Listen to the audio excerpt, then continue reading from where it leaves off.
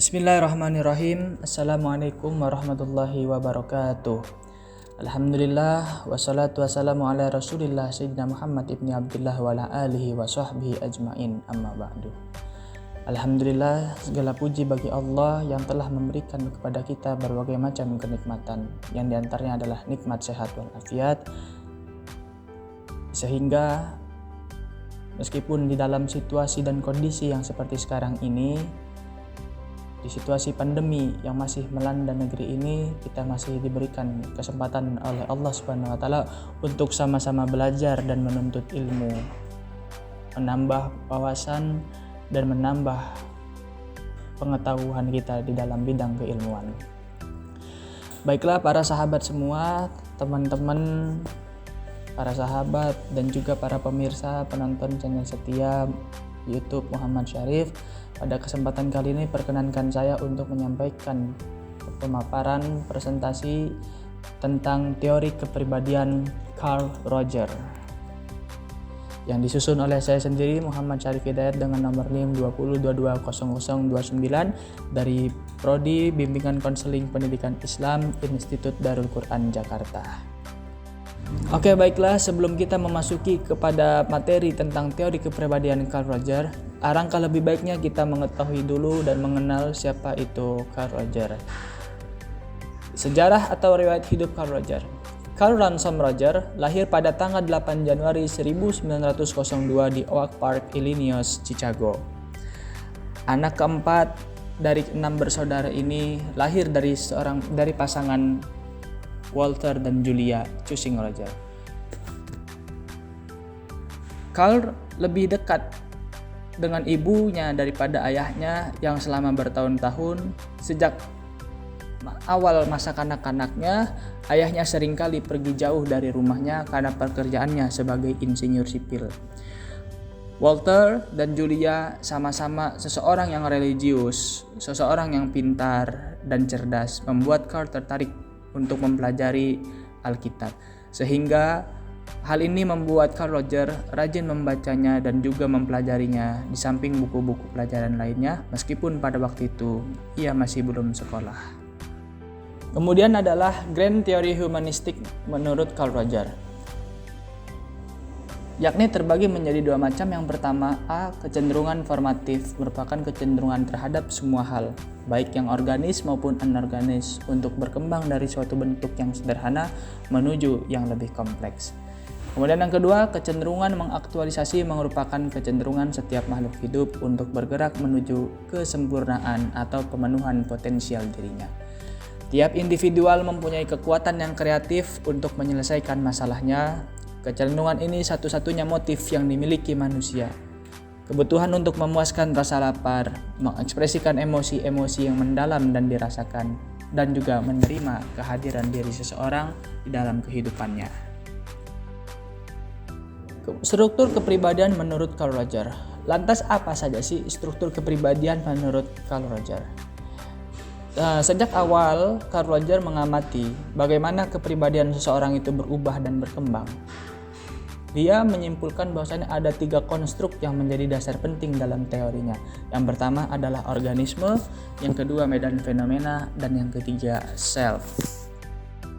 Struktur kepribadian organisme.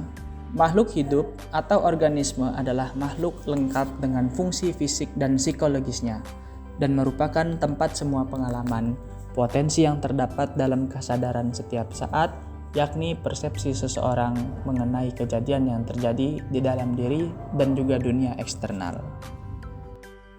Kemudian yang kedua, yaitu struktur kepribadian medan fenomena. Apa yang dimaksud dengan struktur kepribadian medan fenomena? Struktur kepribadian medan fenomena merupakan keseluruhan pengalaman, baik yang internal maupun eksternal, baik disadari maupun tidak disadari.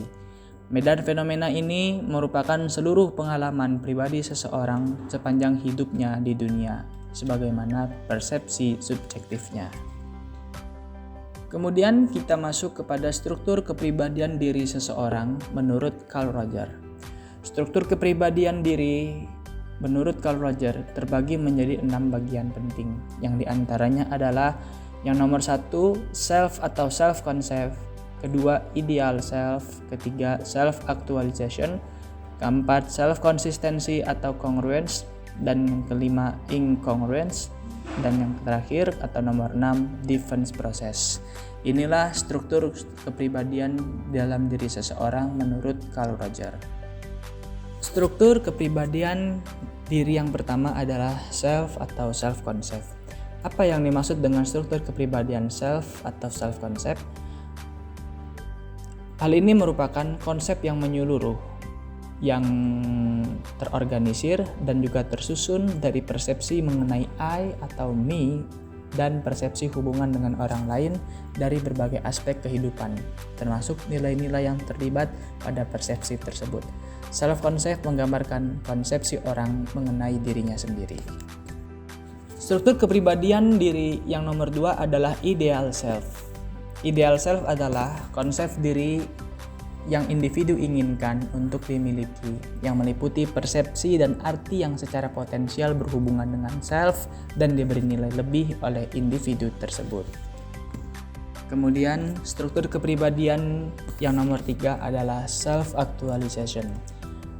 Manusia adalah makhluk yang bergerak maju, di mana kecenderungan dasar manusia adalah untuk mencapai aktualisasi diri, dalam kurung, untuk mewujudkan, memelihara, dan meningkatkan pengalaman.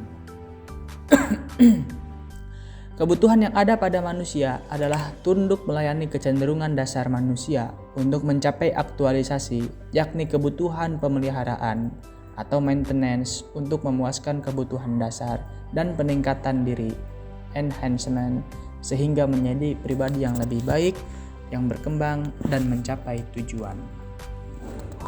Kemudian yang nomor 4 adalah self-consistency dan congruence.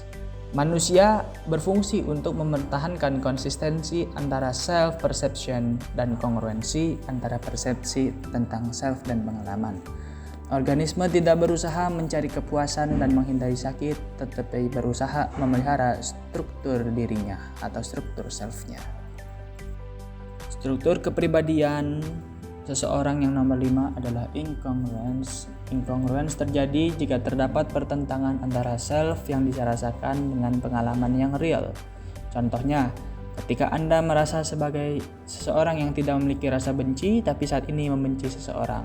Semakin besar incongruence akan menjadikan manusia rapuh, vulnerable, yaitu kurang menyadari adanya incongruence sehingga individu bersikap kurang komprehensif terhadap diri maupun orang lain.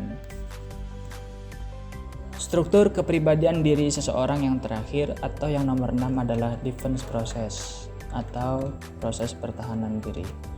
Sebagian besar pengalaman yang kita sudah ketahui dan sadari keberadaannya. Yang pertama adalah subscription. Apa itu subscription? Kadangkala kita juga merasa ada pengalaman yang mengancam karena bertentangan dengan konsep diri sehingga tidak diperkenankan masuk ke dalam kesadaran atau defense. Yang kedua distorsi, membiarkan pengalaman masuk dalam kesadaran dalam bentuk yang konsisten dengan self. Dan yang ketiga adalah denial, membantahnya dalam ekspresi sadar. Inilah beberapa penjabaran tentang defense process. Sekian presentasi yang dapat saya sampaikan tentang teori kepribadian Carl Rogers. Semoga dapat bermanfaat. Kurang lebihnya mohon maaf. Segala saran dan kritik yang membangun sangat dibutuhkan oleh kami. Kurang lebihnya mohon maaf. Assalamualaikum warahmatullahi wabarakatuh.